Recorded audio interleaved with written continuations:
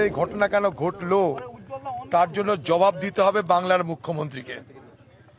এখানে শাহজাহান বলুন, কোথাকার সর্দার, কোথাকার হাজরা, যেই বলুন, সমস্ত কিন্তু প্রোডাক্ট হচ্ছে তৃণমূল পার্টির। তো তৃণমূল পার্টির যিনি সুপ্রিমো, পশ্চিমবঙ্গের যিনি মুখ্যমন্ত্রী, তিনি নিশ্চুপ কেন? পশ্চিমবঙ্গের মুখ্যমন্ত্রীর কাছে আমরা জানতে চাইব যে সন্দেশখালীর আসল ঘটনা কি, কি এমন হয়েছে সন্দেশখালীতে যে বাইরের মানুষের জন্য সন্দেশখালী অবরুদ্ধ? কি হয়েছে? সন্দেশখালী পশ্চিমবঙ্গের মধ্যে একটা অংশ, সন্দেশখালী বসিরহাট সাব ডিভিশনের একটা অংশ, সন্দেশখালী উত্তর চব্বিশ পরগনা জেলার একটা অংশ, সন্দেশখালী ভারতবর্ষের ম্যাপের একটা অংশ। সন্দেশখালী বাংলাদেশ নয়, সন্দেশখালী পাকিস্তান নয়। তাহলে আমরা বাংলার মানুষ কেন সন্দেশখালীতে প্রবেশ করতে পারবো না? সন্দেশখালী কেন প্রবেশের জন্য নিষিদ্ধ? সন্দেশখালী কি নিষিদ্ধ এলাকা?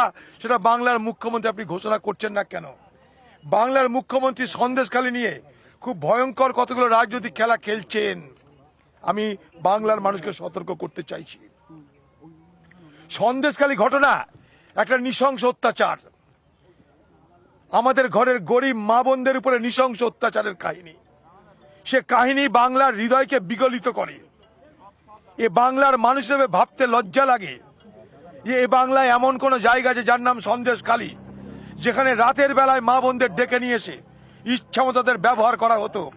আজ তারা কাঁদবে, তার কান্নার উপায় নেই তাদের, তাদের কাঁদতে হচ্ছে সেটাও পর্দার আড়ালে। সেখানেও তারা সমালোচিত।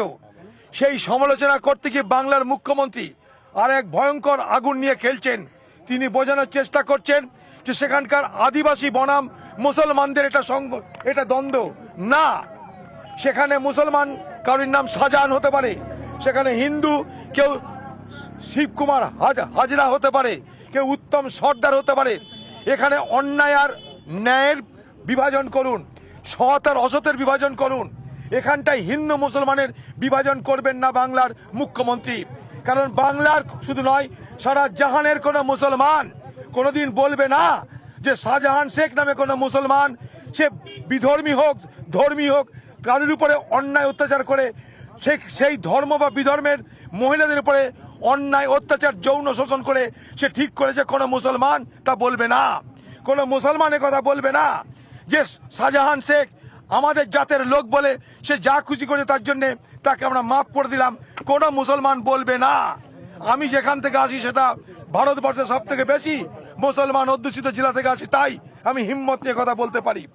শাহজাহান শেখ যদি মুসলমান হয়, শিবু সর্দার, উত্তম হাজরা, শিবু হাজরা, উত্তম সর্দার, তারা কারা? তারা নিশ্চয় মুসলমান নয়।